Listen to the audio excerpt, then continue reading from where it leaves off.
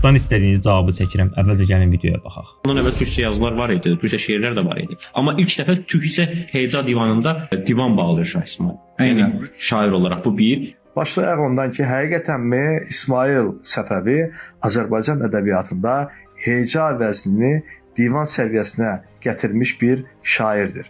Xeyr, deyil. Bunu biz Sədnik Paşa Pir Sultanlının Azərbaycan şifahi xalq şeiri və heca vəzninin Gəlin əvvəl verdiyim gülməli odur ki, şəxsin öz mənbə verdiyi kitabı özü belə başdan axıra kimi oxumayıb. Çünki Sədnik Paşa Pir Sultanlının Azərbaycan şifahi xalq şeiri və heca vəzninin inkişaf tarixi ilə bağlı verdiyi kitabın 270-271-ci səhifələrində elə özü deyir. Zənnimizcə ilk keçid Şah İsmayıl Xətainin hakimiyyəti dövründə olmuşdu.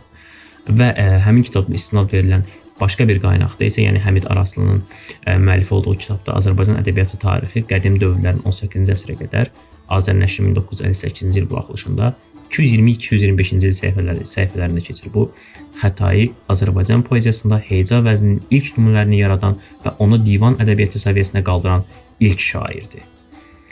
Daha başqa bir qaynaq Aşıq şeirinin inkişafı haqqında məqalə və mühazirələrdə Feyzullah Qasımzadə qeyd edir ki, Azərbaycan yazılı ədəbiyyatının Aşıq şeirinin və heca vəzninin tarixi Xətainin qoşma və gərayələri ilə başlayır.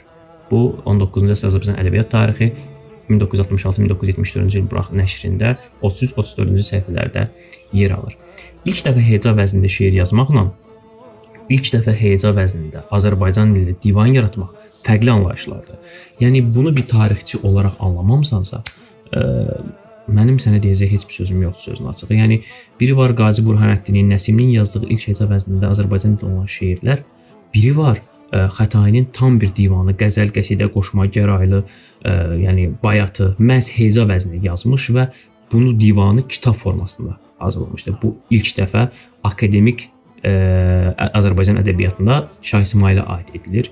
Bu mənim yox, Azərbaycan tarixçilərinin görüşləri, fikirlərdir, yəni akademik səviyyədə qəbul olunmuş. Yəni fərdi şeirlə divan yaratmaq tamam fərqli anlayışlardır.